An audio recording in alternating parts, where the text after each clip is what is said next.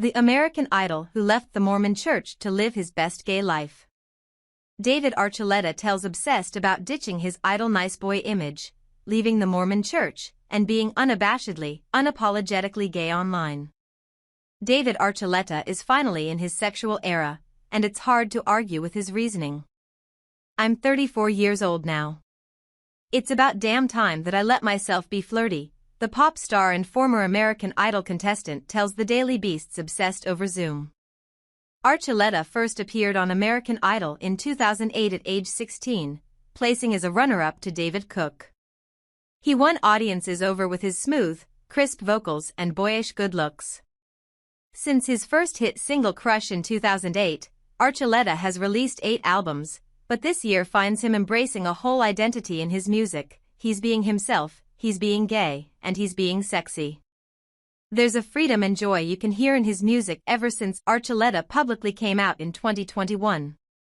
His latest music, including Crème Brûlée and Can I Call You, off his forthcoming EP, Earthly Delights, releasing August 15 alongside his upcoming tour, is lively, exciting, and gloriously queer.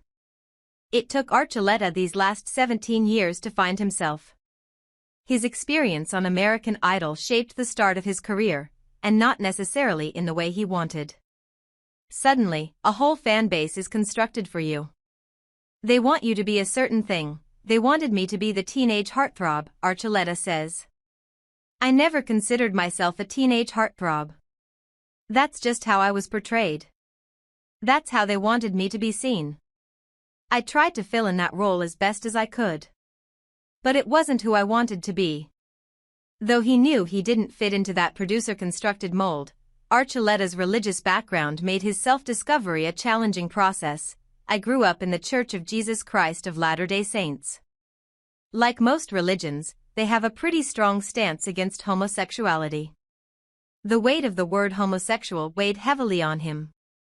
When you hear that word, you just think, if you're gay, you're automatically gonna be seen as some whore or pervert who's addicted to SA. And I didn't want to be that, he says. As time passed, it became more difficult for Archuleta to ignore his feelings.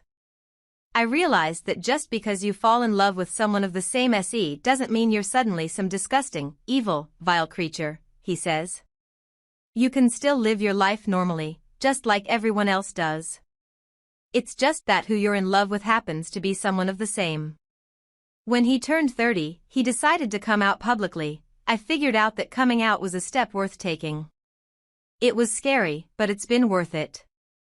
Growing up in the public eye, Archuleta found people were always prying into his private life. Since American Idol portrayed him as a heartthrob, people were especially interested in who he was dating. And Mormons, as Archuleta says, were particularly keen on knowing who he was going to marry. People literally come up to me in the grocery store asking if I'm dating anybody. The Mormon thing to do is ask, who are you going to marry? And I'm just like, I don't even know who you are.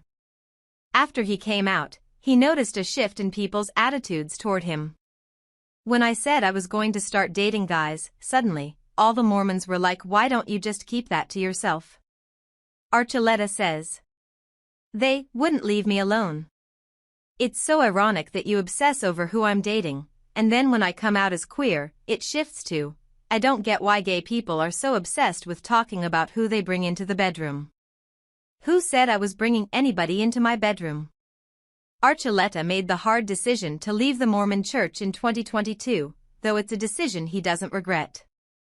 At first, it was especially hard, as he didn't have the support of the person who meant the most to him, his mother. Initially, my mom couldn't accept my sexuality, Archuleta says. The people whom you care the most about in your life, you're gonna really care what they think.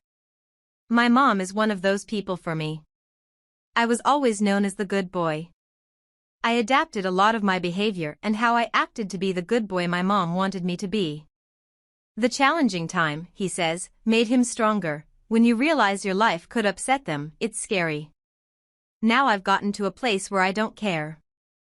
It was surprisingly liberating for me to be able to say, I don't need you to accept me, because I'm accepting myself, and that's the most important thing.